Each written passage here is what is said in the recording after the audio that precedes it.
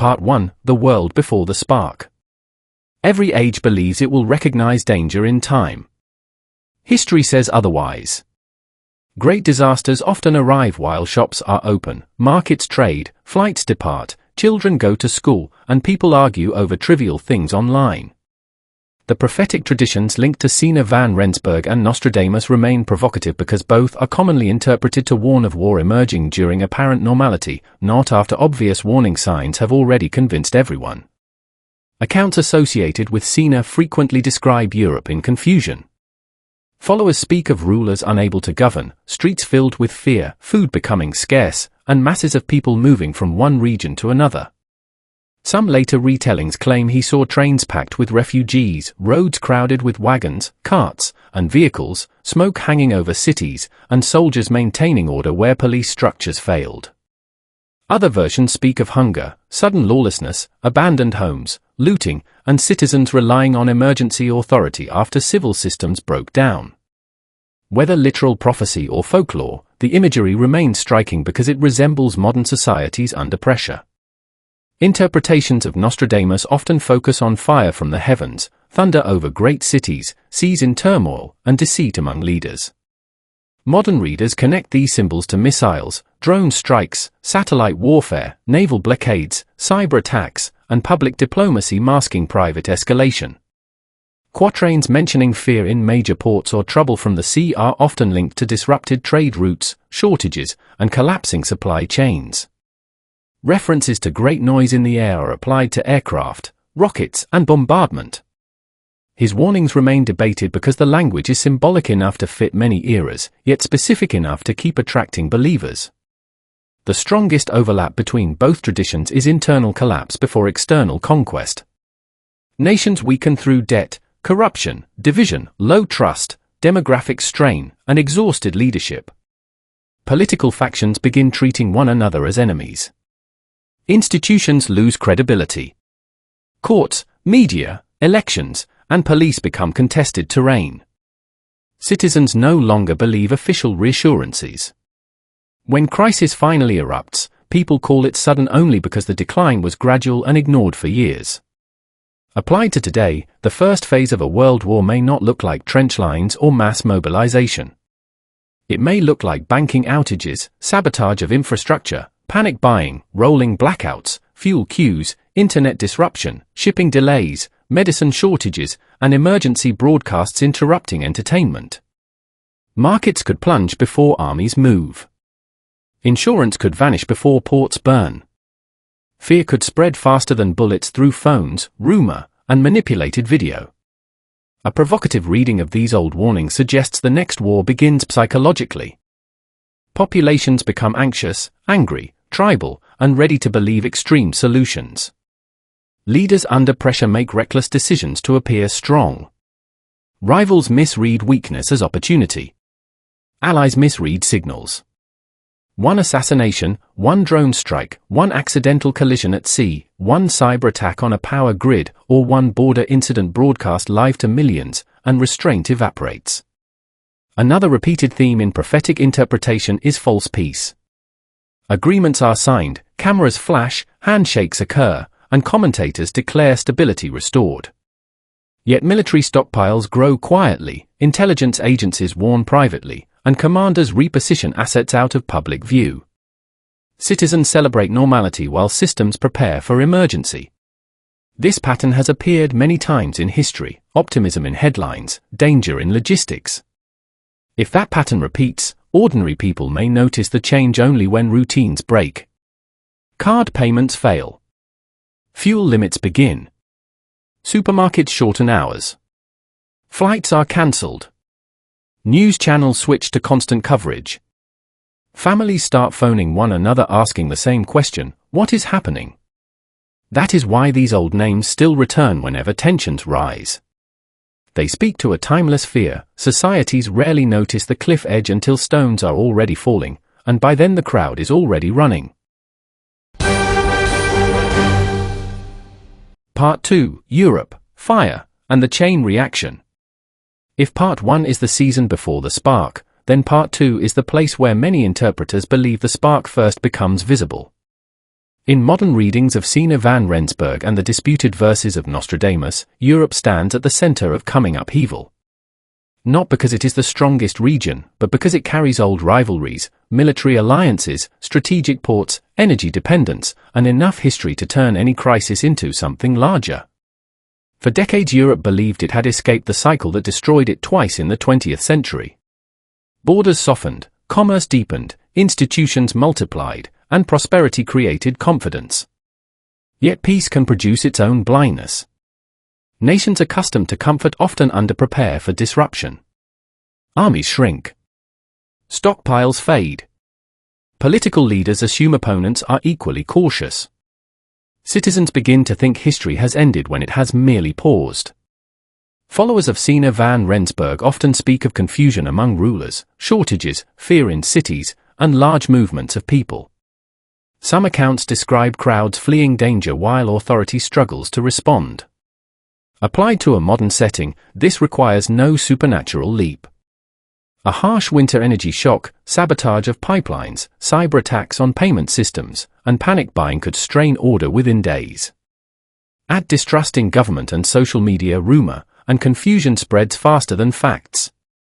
Readers of Nostradamus frequently highlight imagery interpreted as fire from the sky, thunder over cities, and seas in turmoil.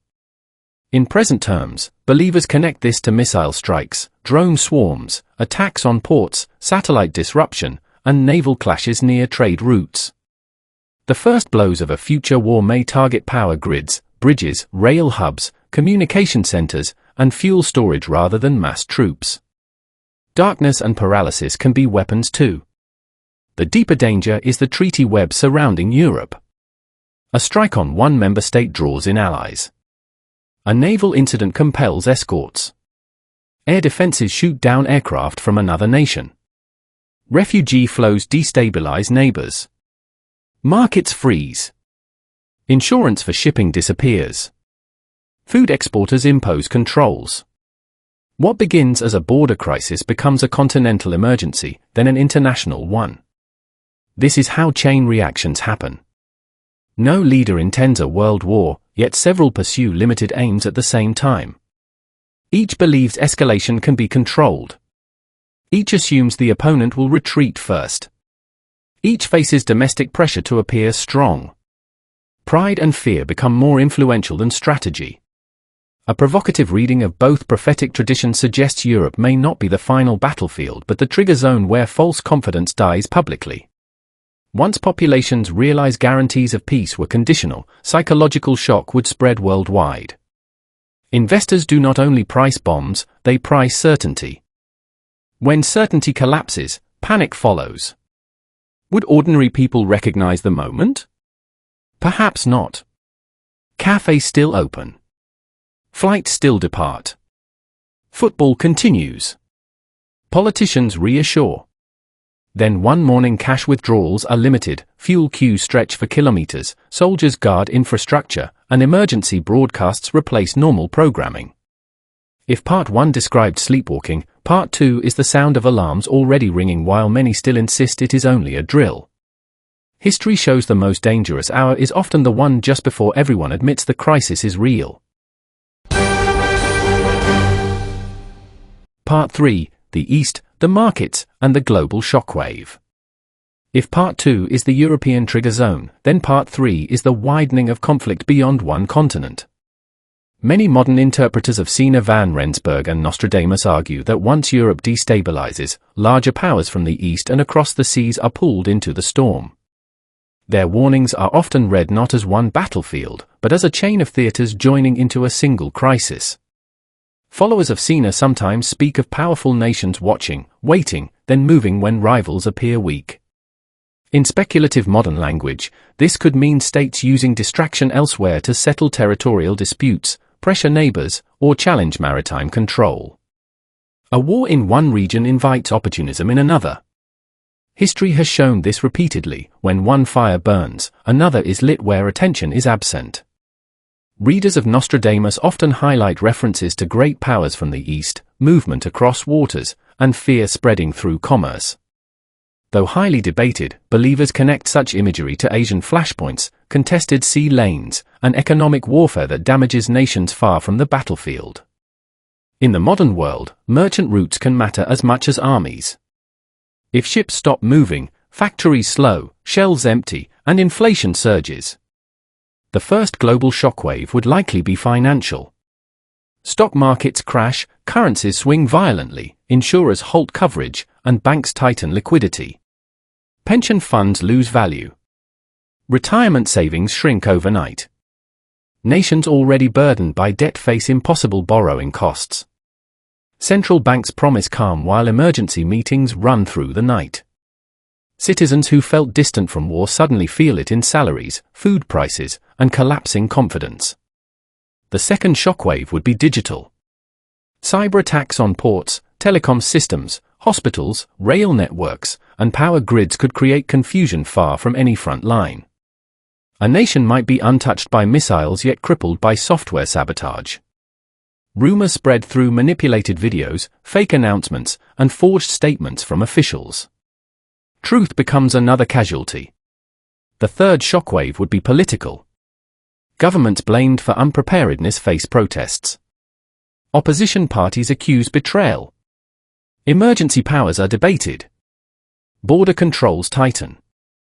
Demonstrations become riots in some cities. Communities fracture between those demanding stronger action and those demanding neutrality at any cost. A provocative reading of both prophetic traditions suggests the next world war may feel less like one giant battle and more like synchronized breakdown. Ports delayed in Asia create shortages in Africa. Banking stress in Europe triggers unrest in Latin America. Energy disruption in the Middle East drives inflation everywhere. No one escapes because modern systems are connected. South Africa and the wider African continent would not stand outside such a storm. Fuel imports, fertilizer costs, currency pressure, and export demand would all be shaken. Political tensions could rise as citizens ask why distant wars are emptying local wallets. This is how global conflict reaches homes thousands of kilometers from combat. Would people still deny what is happening? Many would. They would call it temporary volatility, a passing scare, another headline cycle. Yet history shows populations often cling to yesterday's normal long after tomorrow has arrived. If Part 2 was the alarm bell in Europe, Part 3 is the vibration spreading through every floor of the building. The fire may start in one room, but smoke travels through the whole structure, and by the time people on the top floors smell it, the exits may already be crowded. Part 4 after the breaking point. If Part 3 is the shockwave, then Part 4 is what happens after the world realizes the crisis is not passing quickly. This is the stage many modern interpreters of Siener van Rensburg and Nostradamus associate with exhaustion, reordering, and a world forced to live differently. In prophetic language it is often portrayed as darkness before rebuilding, when old systems fail and new ones emerge through hardship. Followers of Siener frequently emphasize not only conflict, but the collapse of certainty. Institutions once trusted become weak. Authorities promise control yet struggle to deliver basics. Citizens who depended on convenience must adapt to scarcity. Communities become more important than distant governments. In some retellings, ordinary people survive not through power, but through discipline, faith, and cooperation with neighbors. Readers of Nostradamus often interpret his verses as describing a period where proud cities are humbled, rulers replaced, and the balance of power redrawn. Whether symbolic or literal, the message is familiar throughout history. Wars do not only destroy buildings, they rearrange influence. Nations that seemed untouchable can emerge weakened. Smaller powers can gain leverage. New alliances form while old guarantees disappear. The first reality after a major global conflict would be economic austerity. Governments burdened by debt and reconstruction costs would cut spending, raise taxes, ration key goods, and prioritize security. Consumers accustomed to abundance would face expensive energy, limited imports, and slower growth. Entire generations might measure life in terms of before and after the crisis. The second reality would be technological control. During emergencies, surveillance expands quickly. Digital IDs, payment monitoring, travel restrictions, censorship measures, and tighter regulation can all be justified as temporary necessities. History shows temporary powers often outlast temporary dangers. Citizens may discover that freedoms surrendered during fear are difficult to reclaim afterward. The third reality would be psychological fatigue. Families separated, savings lost, careers broken, and trust damaged create wounds no treaty can instantly heal. Veterans return changed. Children grow up under anxiety. Cynicism spreads easily after prolonged uncertainty. Rebuilding roads is faster than rebuilding confidence. A provocative reading of both prophetic traditions suggests that after chaos comes a hunger for strong leadership. Populations tired of disorder often welcome central authority, simplified answers, and promises of stability at any cost.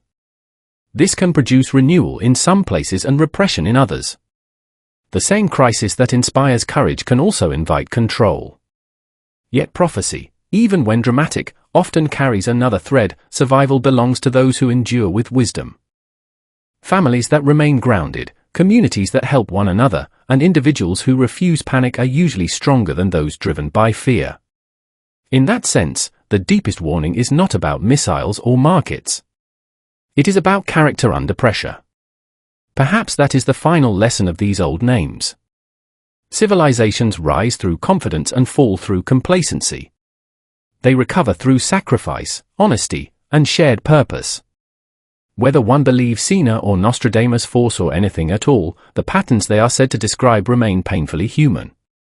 Remember, this entire series is speculative interpretation, not certain prediction. No one knows the future, and nothing is set in stone. Choose faith over fear, wisdom over panic, and preparation over obsession. What do you think?